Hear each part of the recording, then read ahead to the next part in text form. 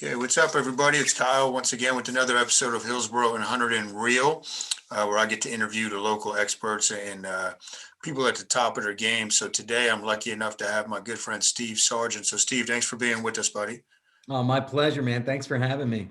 Yeah. So before we dive into what Steve's doing at Performance Rehab and all the great stuff there, why don't we just start with just kind of tell everybody where you're living, tell us a little bit about your family, and then I'll start diving into questions from there. Yeah, thanks. So, yeah, first, an honor to be here. I don't know if I'm quite at the top of my game, but certainly some of the best years, and hopefully many more ahead. But yeah, I live in Clinton. I'm a Hunterdon County guy.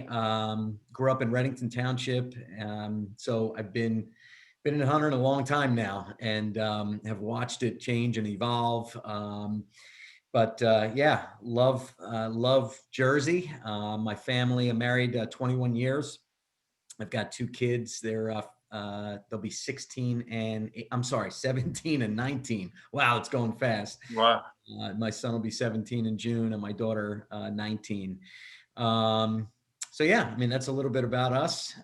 We did a short stint in Florida a number of years ago, and came running back. I loved it down there. My wife hated it. I tell people she's like, I got to get back. I got to get back to Jersey. So kids were little, and it was just not the right season of life to be down there. Sure. I think I remember you telling me that maybe one of the first or second time we met. So you loved it, but your wife wanted to be back near the family, right? Oh yeah, absolutely. I was again, two little ones at home, and she didn't have her network, right? And I'm busy, I'm working, I'm doing this and doing that, and just keeping busy. And she didn't have that support that she needed as a young mom. Sure. So that didn't work for us. No worries.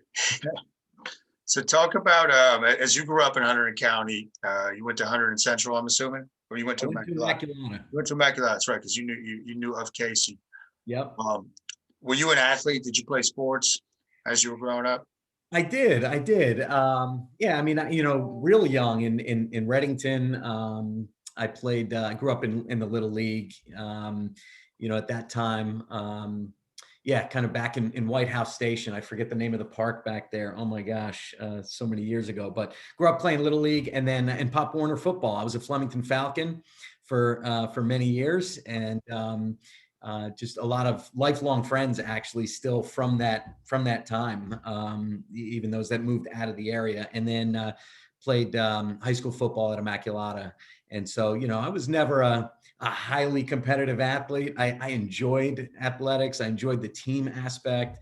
But I honestly never performed at a very high level as an athlete. Sure. But did that being an athlete, did that kind of influence what you went to school for, like the college, I mean? No, it didn't. No, no college, collegiate athletics for me. I think for me at that time, the college decision was, yeah, a handful of schools. I decided I wanted to be kind of closer to home, and ended up out in Pennsylvania, in Allentown, at Muhlenberg, which is where I met my wife. Okay. So that's why I ended up at that school, was to meet my bride. Sure. Convinced of that. And what did you go? What did you settle on as a major when you went out there to BA? Yeah, so originally I wanted to pursue psychology or social work, and that's sort of always been, kind of a passion of mine. But I ended up pretty quickly changing that and going into accounting, business, and management. So yeah, my entire college career was focused on business, and just always had an entrepreneurial spirit. Even as a young kid, had starting a number of small businesses, and if you can call it that, and then really just have had kind of an entrepreneurial journey. Worked in corporate America for a very brief time, and I was like, yeah, this is not for me. I gotta move. I gotta be developing and innovating and changing and moving rapidly. So it's been kind of business ownership for me, and developing businesses for a number of years. Okay. So you're now the COO, the Chief Operating Officer of Performance Rehab. Mhm. When did you get involved with that company, with that business? Give us a history of it and kind of the story of that.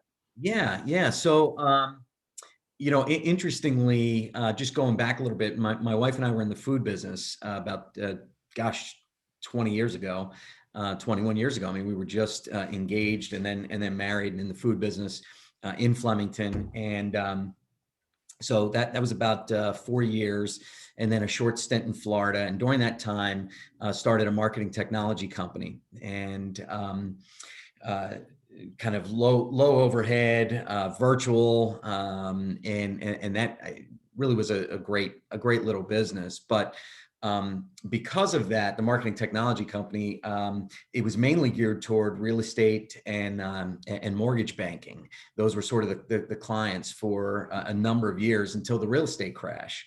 And at that time, kind of had to reinvent ourselves in that company, and ended up in healthcare. So was working with multi-specialty orthopedic practices, regenerative medicine clinics, really all over the country, and had no idea that that's the industry I would land in on the other side, but really learned a lot about these types of practices from being on the marketing technology side, and not only what they do clinically, but operationally, just from a business development aspect. So fast forward a little bit, I spent about 7 years on staff at a church in Hunterdon County, and loved that. Loved every minute of it. Really, that was great. But met a very dear friend of mine now, Ron Spiaggia, who's the founding partner at Performance Rehab. So at the time, he was picking my brain. This is maybe, gosh, 7 or 8 years ago now, about on the marketing side, on the business development side and technology. And so I started to do some consulting for performance at that time. And that kind of grew into some, operational consulting and strategic planning as the business continued to grow, and then sort of plateau, looking ahead at the next 5 years. So ultimately, that led to a full-time permanent role as the chief operating officer about 4 years ago, and so that's the role I'm in now. Great, man. So let's go back to the church when you met Ron. But what was your role at the church when you were working for the church? So as the executive director, so I was focused. It actually started in a very part-time role, developing what's called sort of missional partnerships, both locally as well as globally. So I had the opportunity to develop partnerships, ministry partnerships in Zimbabwe, Africa, in El Salvador, and lead trips and take teams there, which was just incredible, as well as some local initiatives. You one that some may even know of was called Feed the Need. It was a large event that turned into a week-long event where people from the community came. Really, people came from even out of state to pack meals that eventually got shipped and distributed around the world, disaster areas, as well as just third world countries that need food. So just sort of some relief aid. So yeah, it was incredible, and then that led to more of a administrator role, kind of an executive role, focused on similar things that I'm doing now at Performance. Strategic planning and supporting the staff and things like that. Very cool. And was Ron? Was he just a member at the church, or okay? Yep. So Ron was just a member of the church, and so our families became very, very close. And he and I like to ride motorcycles, so we spent a lot of time on the open road, just dreaming. And one particular trip, I was doing some consulting for him, and we were out in Utah for a week riding motorcycles, and it was really probably one of the best trips of my life. And we just spent all day and night just talking and dreaming about performance, what it could look like, and Yeah, just kind of casting vision and sharing ideas. It was really, really awesome. That's awesome, dude. So let's talk about that. What do you have? A Harley? I do. Yeah, I have a street glide. Yeah, remember you telling me about this, 'cause that's still on my vision board to get one here soon. Awesome. So when did you get the bike? When did you start riding? Tell us about, like, when you went out to Utah. Was it you rode all the way out there? You packed the bikes up? Yeah, so actually the funny story, most people look at me, they're like, "What? You ride a Harley?" You look more like the Harley guy than I do, right? The beard, the whole thing. Me. So what's interesting is about 25 years ago. I mean, growing up in Hunterdon, we rode dirt bikes all the time. I grew up on an off-road motorcycle my entire childhood. That's what we did. Ran home from school, hopped on the bike, and took off. So back in the day, growing up in Reddington, there weren't as many houses and businesses. I could ride my motorcycle from my house all the way to the Flemington Mall without ever hitting a road. It was just farmland. And but anyway, so my first street motorcycle, I'd met some bikers. It happened to also be through a church, and just loved these guys, and they loved on me. And it was the first time I really experienced strong community and the impact of a tribe, right? Sure. Really a tribe. Yeah. And these guys, they didn't care. I had my khaki pants and my polo shirt, and I mean, these guys were ex one percenters. I mean, tough dudes, whose lives had changed, and kind of supported each other and held each other accountable to living a fruitful life, one that thrives and flourishes. And so I was just attracted to that. I wanted to spend time with these guys. And so I got a bike and I started riding with them, and they were just like, "Come on, you're one of us now." And so that was the beginning of my, real love for motorcycles. But anyway, so yeah, I've had a couple of bikes, and then I had a little Sportster when I was married and had young kids. And then a couple of years in, there were some conversations, and it was time to get rid of the motorcycle, just from a, hey, having to be around as a dad, right, and a husband. And then after Sure. a certain number of years, my wife was like, "Yeah, go ahead, get a bike. It's fine. We don't, we don't need you anymore." No, I'm just kidding. So no, I was really wanting another bike to get back out on the road. So yeah, gosh, I don't know, 5-6 years ago, got another bike, and then have since transitioned to the street glide. But the reason I got the street glide was because Ron and I we did a fly-in ride. We flew out to Salt Lake City and rented bikes. Okay. And so we rented these street glides, and I got on this thing, and I mean, we did probably 1,500 miles in 5 days, and I was feeling great. 300 miles a day, no problem. I'm like, this is the bike. This is a different kind of bike. This is what I need. I'm getting older, and I need to put my feet up, and recline a bit. And so really fell in love with that bike. But I'd never been out there before. I'd never been out to Utah. I don't. Have you ever been out there? Not to Utah, no. Listen, it's one of those places that, growing up, if somebody said, "Oh, you got to go to Utah." In fact, I have an uncle who said, "Man, Utah's my favorite state." I'm like, "Really? Why?" Like, guys from Jersey, we're like, "Utah? Why would you go there?" Let me tell you, it is the most magnificent state. I haven't seen them all, but I've seen a lot of them. It is one of the most beautiful places I've ever seen. Is that right? We went from Salt Lake down to Bryce Canyon. From Bryce, we went all the way across the southern border of Utah, through what's called the Grand Staircase. We cut back up over the mountains. I mean, we were in desert, canyons, mountains, saw snow and 100 degrees in Moab all in one day. I mean, Wow. it's just, and then down through the Canyonlands, which is sort of the southeast corner of Utah, into southwestern Colorado, Durango.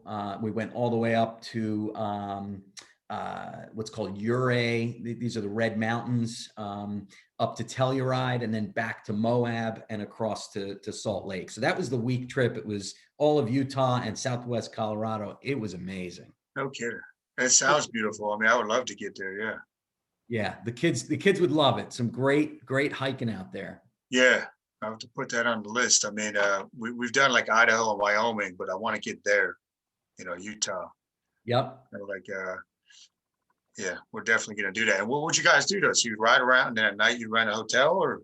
Exactly. Yeah. So Yeah, we had it all kind of mapped out. Having never been there, talked to some people, looked at a map, the most scenic roads, and mapped it out and went. So about 300 miles a day, we'd get on, 7 o'clock in the morning, take off, ride for 4 or 5 hours, stretch your legs, hydrate, and then another 4 or 5 hours, pull in around dinner time, grab dinner, and just hang out and talk, and then do it all over again the next day. It's we actually do it every year, not a week, sometimes 3 days, 4 days, but we take a trip every fall. It's kind of a vision framing trip, and every couple of years we take an extended one and kind of go somewhere a little bit further. But it's a helpful kind of a retreat, yeah, for us to not only stay connected as we lead the organization, but to dream, continue to innovate, cast vision,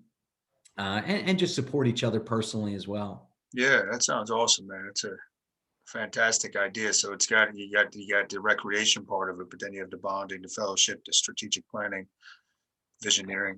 Exactly. Exactly. Cool, man. Yeah. Really, really cool. So let's talk about. So Ron, did he found it and then you came in to performance rehab, where you guys founded it together? No, so he started it 20 years ago, 21 Okay. years ago. Actually, now we're in our 21st year, and he's a chiropractor. It was a chiropractic clinic, and he had a vision for a multi-specialty practice where, we could offer the full continuum of orthopedic care all under one roof. A highly collaborative approach and environment to treating people's back and body pain. And so he pretty quickly developed that model, had chiropractic, physical therapy, acupuncture, and then about 10 years ago, brought in Dr. Joe Mejia, who is he's a DO, triple board certified physiatrist or interventionalist. Um, Interventionalist is basically injection-based pain management. So he launched the medical side of the practice, and it's just a fully integrated model. Then I came along again about 5, 6 years ago, and at a place where there was one clinic in Watchung that had been there for 15 years. They had reached capacity. They'd expanded in the space over the years in the facility, and really grown to capacity. And the question was, hey, where next, right? Like, one of the things I love about performance, and really Ron and his heart, and I share this, is that we just want to see people's lives impacted. That's what we're passionate about. We want to see people thrive and flourish, and not just patients, but our staff. And so when we sat around and dreamed about it, we said, we want to impact more people's lives. And the way to do that is to replicate the model, right? We've kind of grown all we can in Watchung. So we had this vision for 5 clinics, 5 practice locations. And we said, we don't have a foundation to build upon, to facilitate and foster a multi-location practice. We need to really shore up that foundation. So we spent 2 years, and this was really my main role, was to develop a centralized business office.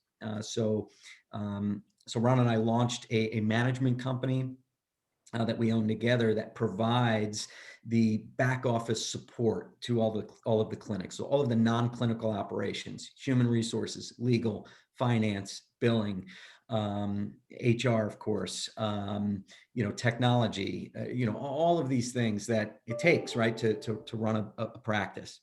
So we spent 2 years developing that model, solidifying it, codifying it, documenting it. And that took a lot of patience because we were ready, right? But now, we've got this foundation to build upon. And so we opened a second clinic in Branchburg. We're in our 3rd year there.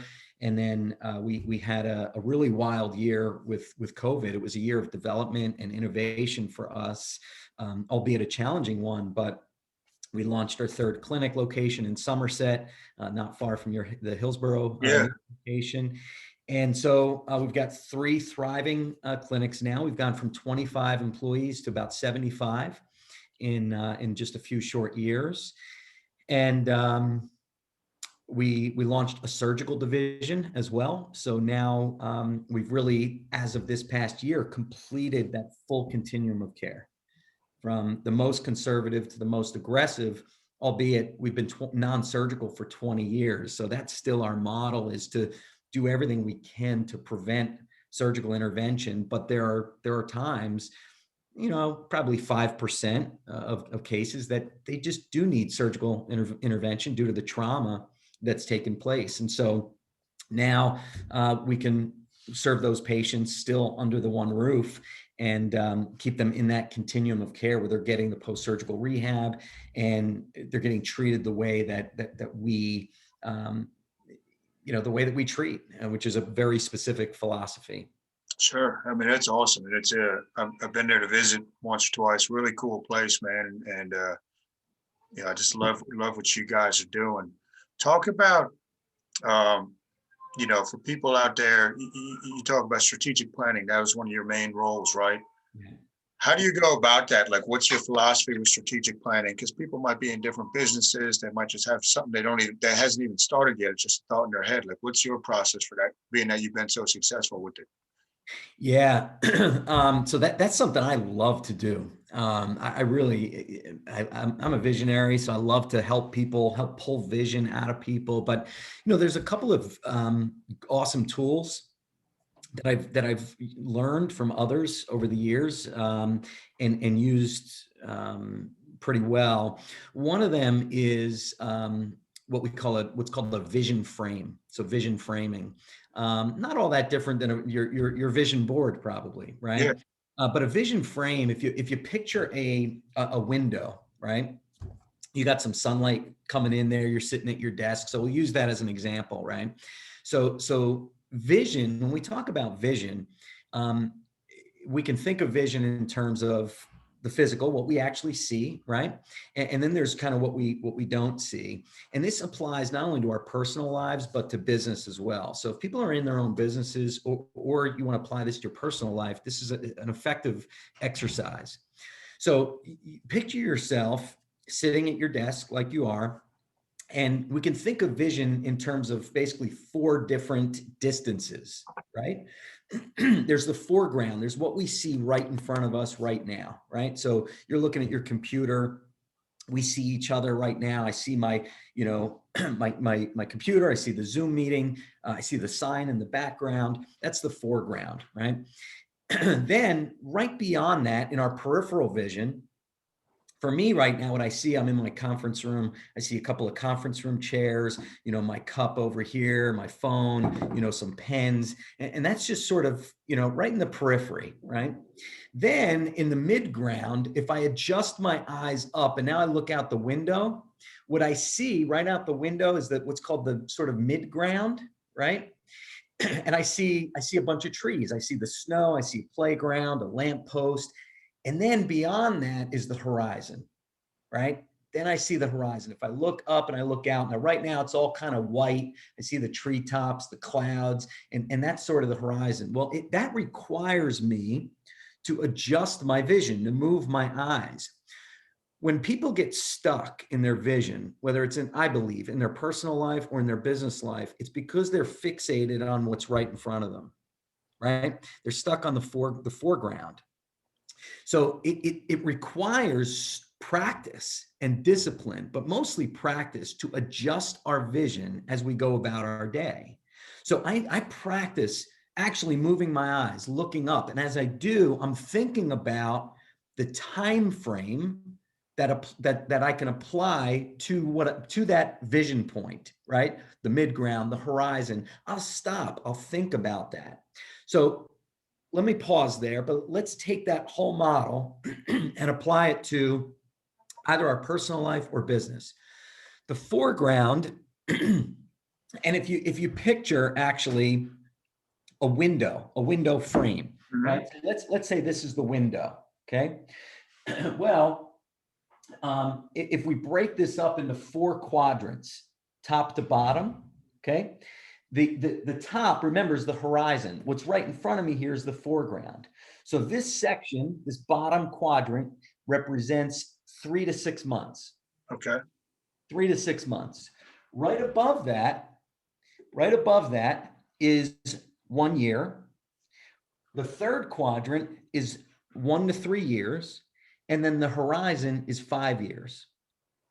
Now, what I do next is think of these 4 in 2 different terms. The bottom one, the 3 to 6 months, and the 1 to 3 years, I break up into 4 boxes. 4 boxes. And those 4, so let's just take the 3 to 6 months. Those 4 boxes will represent the 4 things that have to happen in order for me to achieve my 1-year goal. Now, that 1-year goal we call the thematic goal. That thematic goal is defined as this. So I'll say to my team, and I do this with my leadership team every year. We look ahead and we say, I ask this question: if there's one thing next year that we need to accomplish or we will have failed, what is it? What's the one thing we need to accomplish next year or we will have failed, right? That's the thematic goal. And we start there. Then we define, okay, what are the 4 things, the 4 strategic objectives that need to be accomplished over the next 3 to 6 months that are going to help us accomplish that one goal? And then what are the defining objectives? In other words, who needs to do what, Gotcha. right, in order to get those? Now, take that same principle and apply it to the horizon. Okay. So what we do there is we jump up to 5 years and we dream.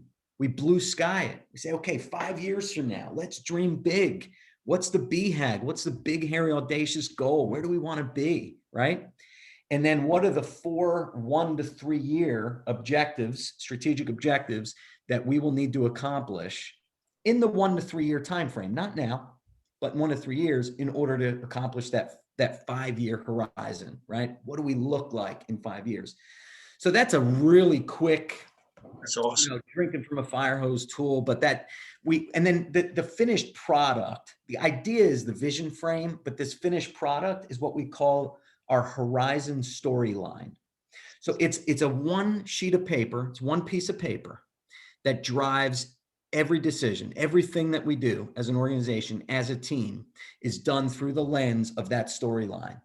And so every month, our leadership team meetings, we pull up the storyline, we talk about it. We say, hey, are we still on track? Where do we need to adjust? Who needs to do what, right? Sometimes we achieve our 1-year thematic goal in 3 months, and we're creating a new one. That was last year for us. I mean, it was an insane year of innovation and development. So anyway, I could go on and on about this stuff, but that's one tool that I think is really practical and can be helpful to people. Yeah, that's fantastic, man. Just take a bunch of notes on that. Now, is that something, I mean, I'm sure you've studied it, you've refined it, made it your own. How long was that process, Steve, to kind of come up with the horizon, the thematic goal, all this stuff? Like, how long did it take you to kind of really grasp that and be able to utilize and implement it? Initially, and yes, we kind of made it my own. The vision frame and the horizon storyline are actually 2 totally separate principles that I've just kind of merged together. And they're by two guys in particular. One is Will Mancini from a company called Auxano, AUXANO. Lots of leadership tools and strategic planning tools. Will Mancini. So he has that vision frame. That's his idea. The horizon storyline is from a guy by the name of Patrick Lencioni. Mm-hmm. Patrick Lencioni wrote a book called The Advantage, which is a great book on leadership, leading teams. He's got all sorts of great content on the 5 dysfunctions of a team, a lot related to team development, but also strategic planning. It took me about a year to really fully understand and embrace both of those concepts each. So it was about 2 years, and then another 2 years or so, I just started kind of putting them together. and developing, storylines and things like that, and applying it to various business models. So yeah, overall it was a 4 to 5 year process, Uh, but it's something that, I meet with groups and, organizations or leadership teams, and can in one full day, can help them not only understand it, but use the tool and develop their own storyline. And then they can just run with it, every quarter, every year. So it's fun. I really enjoy it, yeah, watching ideas come to life, really. yeah, man, that gets me pumped, man. That's really cool. Very cool, man. And when you guys are doing with the leadership team over there at Performance Rehab, how often are you sitting down to relook at the 5 year? Yeah, that's a great question. That's a really good question. Probably not often enough. I'll say this. So we have a number of teams, right? So we have an executive team, that's, 3 to 6 of us. We're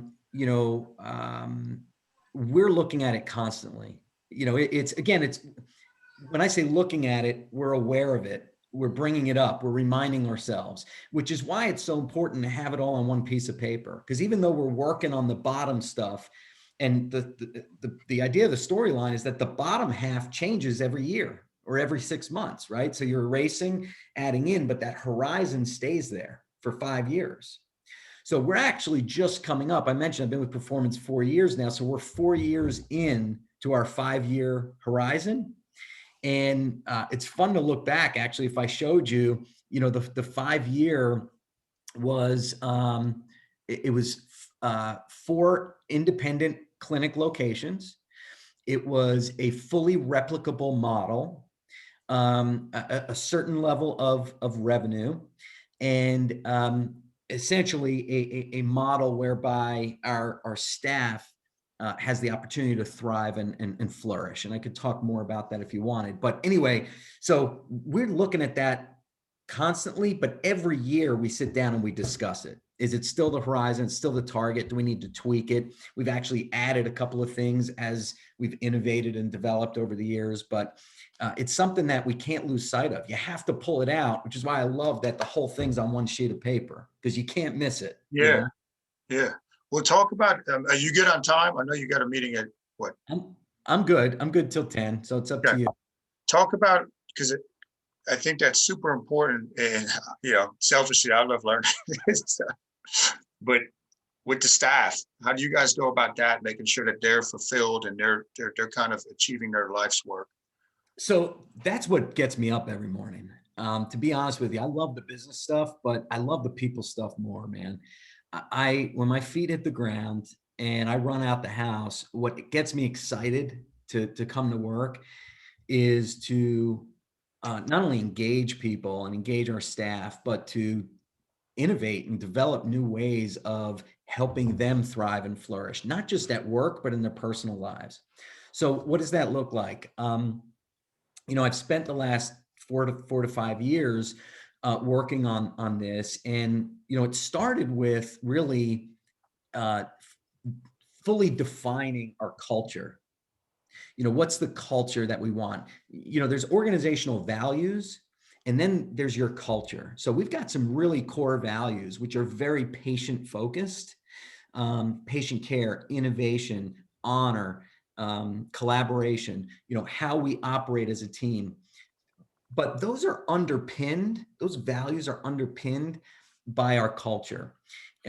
And what's your culture? Your culture is your DNA, right? Who you are. It's a melting pot of personalities on a team or in an organization. Well, we had to define that. And to be honest, we didn't know what it was. We didn't even know what we wanted it to be 5 years ago. We'd established our values. So what it looked like was saying, well, who do we want to be? Like, when I'm my best version of myself, who am I? What does that look like? We kind of went around the table. We defined that. And so at that time, it was very aspirational. It wasn't necessarily true to who we were, but it was who we wanted to be. And that's okay. And then we said, well, like, okay, we got to really, if that's who we want to be, those are the types of people we need to look for. When we go from 25 employees to 75, we're looking for that avatar.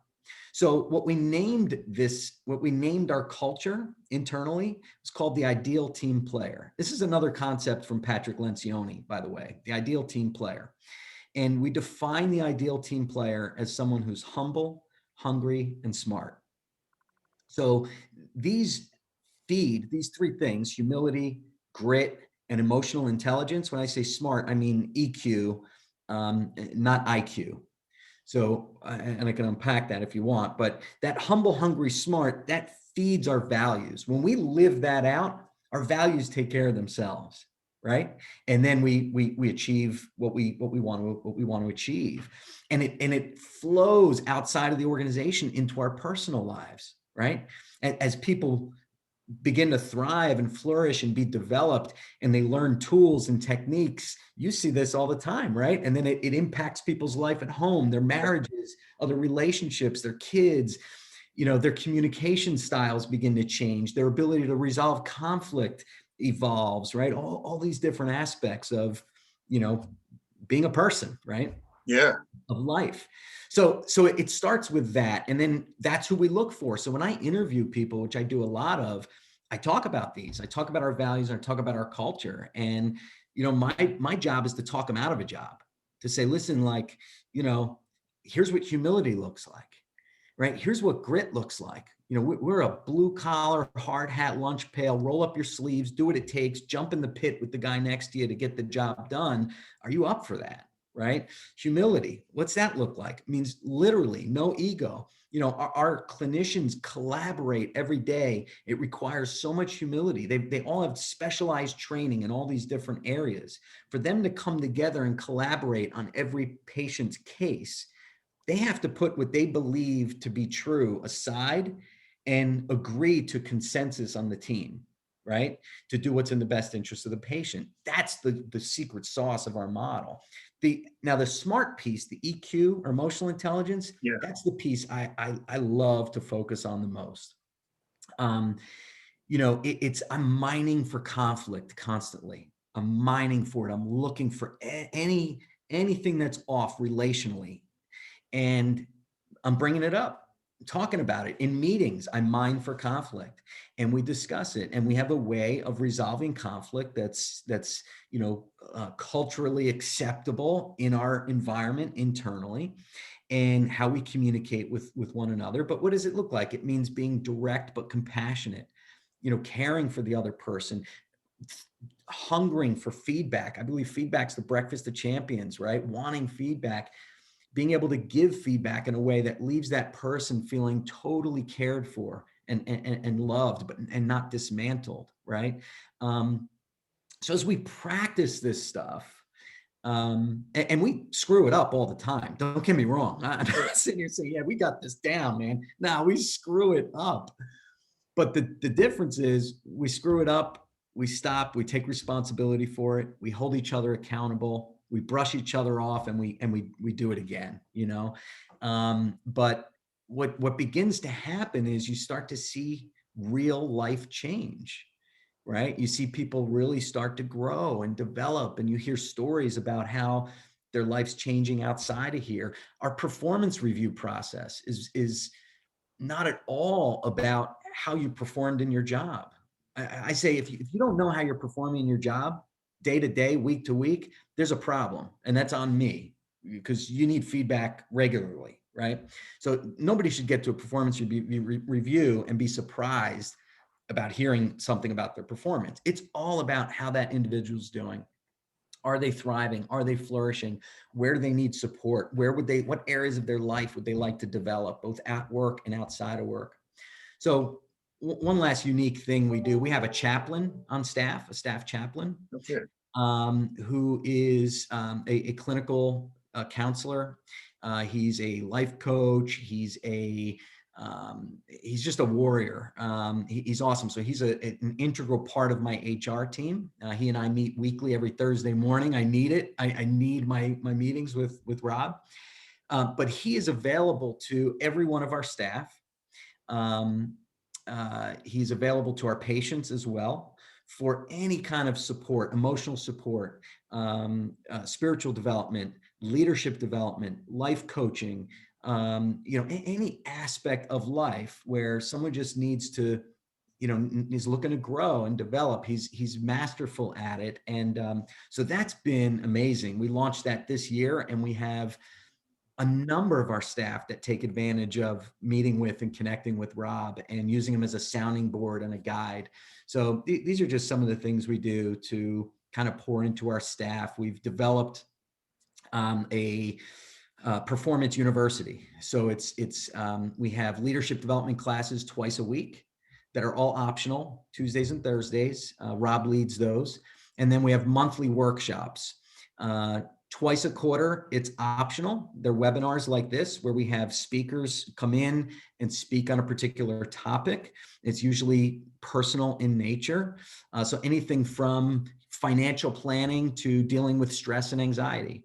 And then once a quarter, it's a mandatory all-team meeting in person, where we bring in a speaker. We close the clinic for a day. And people are like, "What, are you crazy giving up revenues for?" Say, listen, this is so important to us. We close the clinic for a day on a Thursday. It's only once a quarter, and we spend the day together as a team. And it's we cast vision. We talk about our Horizon storyline, how we're doing for the quarter. We have a guest speaker speak on a particular leadership development or personal development topic. And then we break for lunch and do something fun together, have some team building, serve together, or engage in some fun activity and just blow off steam. So those are some things we do, to develop the culture. That's fantastic, man. I mean, it's very inspirational, to see what you guys are doing, and I love the idea of having the chaplain on the staff and working on leadership, spiritual development. Really cool, man. I mean, it's good job. Thanks, man. It's been fun. There's a lot more to come, but Sure. we have a lot of fun doing it, and it's fruitful. It's great to just sit back and go, wow, it's amazing what happened, around here over the last 6 months or year or 5 years, and just celebrate those wins. That's important too, because we can just keep grinding and grinding and grinding, but you got to take the time to sit back and just breathe and say, wow, look what happened. Look what you guys did, and we spent a lot of time the end of this past year celebrating our staff, because they just did an incredible job rolling up their sleeves and as essential workers, the clinicians in particular, doing what they needed to do to help people. And it was pretty incredible. Yeah, certainly, man. So got a couple more for you. Being that, so you're overseeing basically 75, I think you said, a staff of 75. You got 3 locations. You got more stuff you're working on. How do you plan your days? Like, what does a day look like for you? Are you planning the night before? Like, how are you managing to do all this stuff? Man, thanks for bringing that up. I got to do better at that. So I do. Yeah, that's great, man. I do have a strategy, but I have not been sticking to it lately. But what I typically try to do, and I need to be more disciplined in this, is my Friday end of day and my Monday mornings are blocked. And they're blocked to recap the week on Friday and to kick off my week and reorient myself for what needs to happen, reprioritize. So another tool that might be helpful to people that I use and our whole leadership team uses is called a 6x6. And this is something I learned in the church world, but it's really helpful. And it's what are the 6 sort of big picture things that need to be accomplished that I'm responsible for over the next 6 weeks. So it's easy to get lost in the 1,000 emails, right? The day to day, you could open your email inbox and be stuck there all day long. At least I can, right? So I got to be careful of that. My 6x6 keeps me focused. So, just like the storyline, those 6 things, they're not things that are day to day or recurring weekly things. That's not what goes on your 6x6. These are one-offs or quarterly things or annual things that need to happen that are kind of project oriented, right? So that drives everything for me the next 6 weeks. From there, I have my defining objectives. How am I going to do that? Who else do I need to communicate with? Who do I need to bring into the conversation? But, and then my week, I block out certain days. My Tuesdays and Thursdays are more for strategic meetings. And then my Monday mornings are blocked and my Friday afternoons are blocked for just, again, reorienting. So end of the week, all right, what really important things that I had to accomplish this week didn't get done, and why, and what do I need to do next week to prepare for that? And then Monday morning, I'm just reorienting myself, clearing out my email inbox as well. And then, yeah, and then I have some other standing meetings throughout the week that are important, just for collaboration. And then the rest of it is, trying to get ahead of the fires. And when I can't, just trying to help put them out. Sure. Sure. Very cool, man. So you give me a lot of good ideas, man. That 6x6. A lot of people are going to find this very useful. I can tell you that right now. That's awesome. I hope so. Couple quick hitters before I let you go. So it's funny because we were talking about this, but this could be on a personal level too. 5 years from now, Steve, what do you see in your life? Like what's going on? Yeah. So it is funny because we're getting to that point where I need to begin to create another storyline, both personally as well as business wise, and look out that 5 years. So I haven't defined that yet, but this is the year for me to do that. But quickly, I mean, off the cuff, my wife and I talk about this a lot because 5 years, just because of my kids' ages. So 5 years from now, my daughter will have graduated college. Um, my son will be nearing college graduation. And so we're talking about where do we want to be, right? Like what does this next season of our lives look like? And that's sort of a new evaluation process that we're just figuring out. My daughter's a freshman in college. So as we sent her off in August, it was a whole new world for us. And many watching probably have experienced that and said, oh yeah, yep, I get it. Or have been through it a lot. Well, for us in the moment, it was like, wow, all right, all of a sudden we have an only child. We have a lot more time together. I'm asking my wife, like, do you even like me? Like, I don't even know, do we spend enough time together? How are we going to spend our time together? What do you like to do these days? Yeah. 18 years of raising kids, and it goes by like that. And you don't realize how much you change over those years. Right.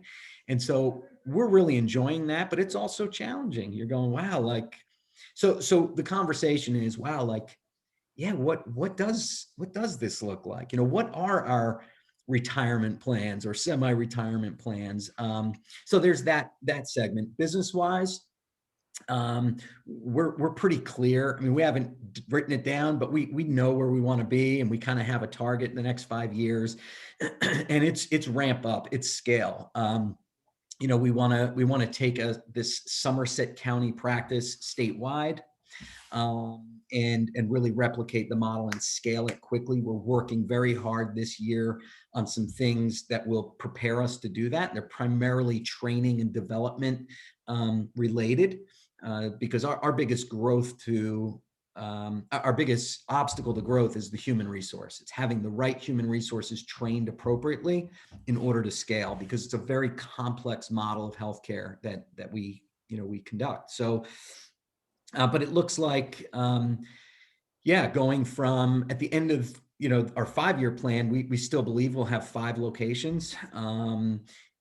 It's taking that 5 to then 25 over the next 5 years, again across the state, and then it's supporting others as well. So taking our centralized business office and supporting not only our own organization but other organizations nationwide. That's probably where we'll be. Excellent, man. Excellent. How about when I say favorite book, what comes to mind? So a couple. I mean, certainly the Bible. I mean, I am that for me is my roadmap. But I'm not a reader. Unfortunately, I've never been. I actually don't enjoy reading at all.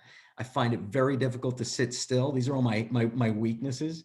But I have read a lot, particularly in the last 5 to 10 years, but I have to force myself to do it.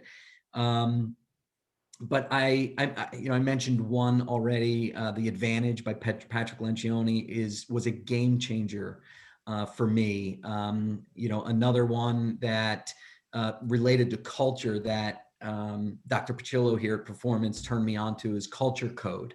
Yeah. You know it. Yeah, it's a good one. Another game changer. So I love books like that.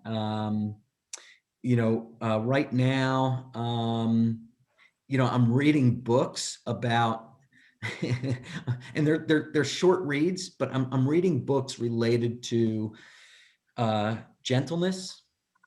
For me, that's sort of my word for this year is gentleness. After last year, I found myself just with, a lot of pent up,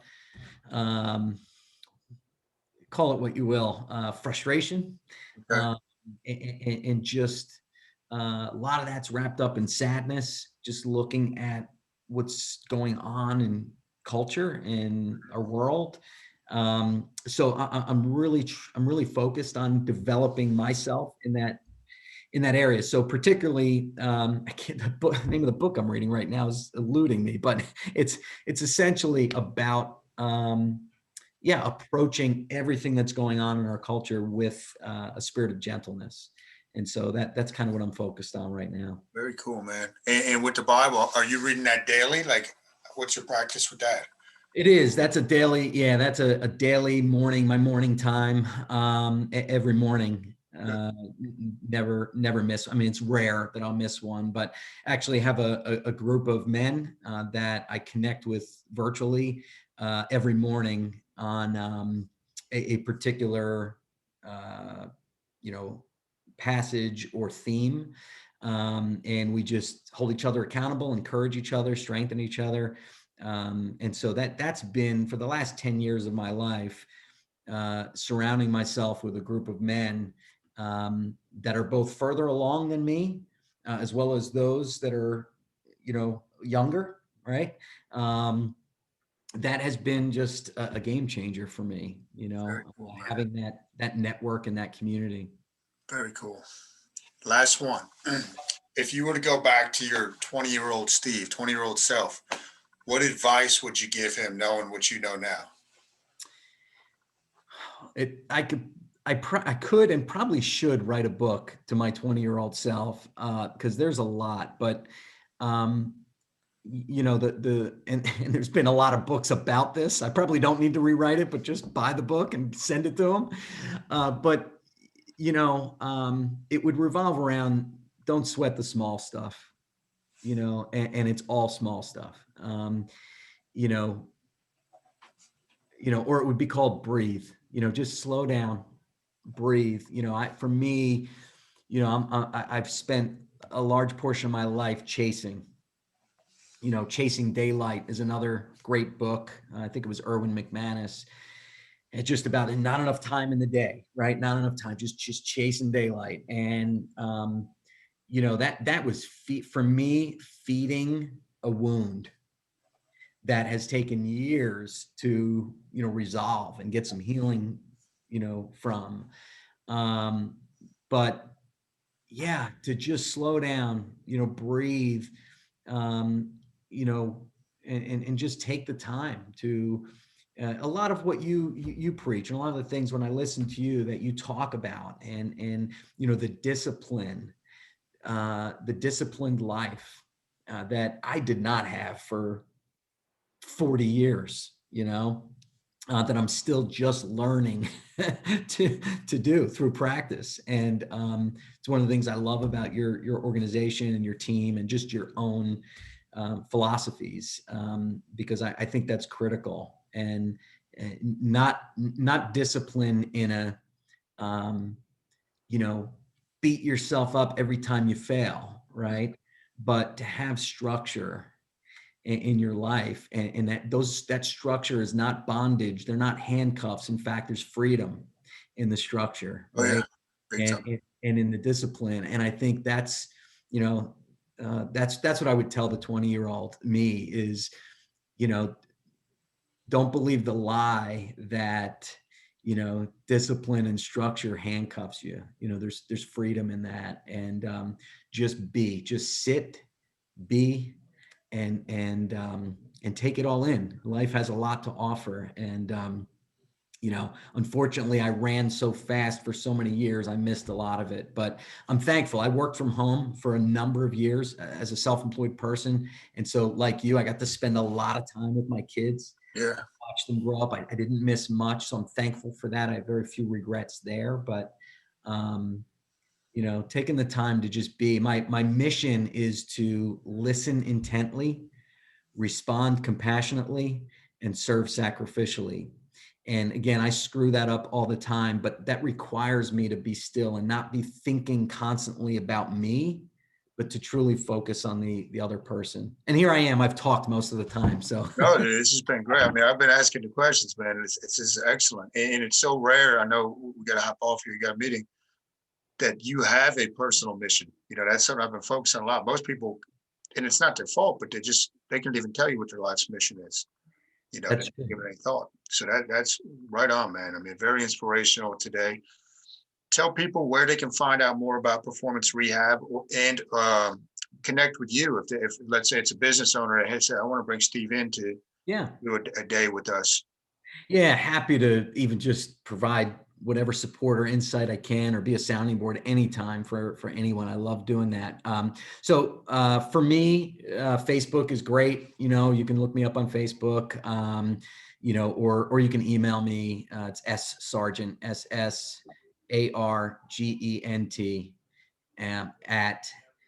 and this is our website. So performancerehabnj.com. So performancerehabnj.com is, you can find out all about performance, what we do and how we do it. And yeah, that's it, man.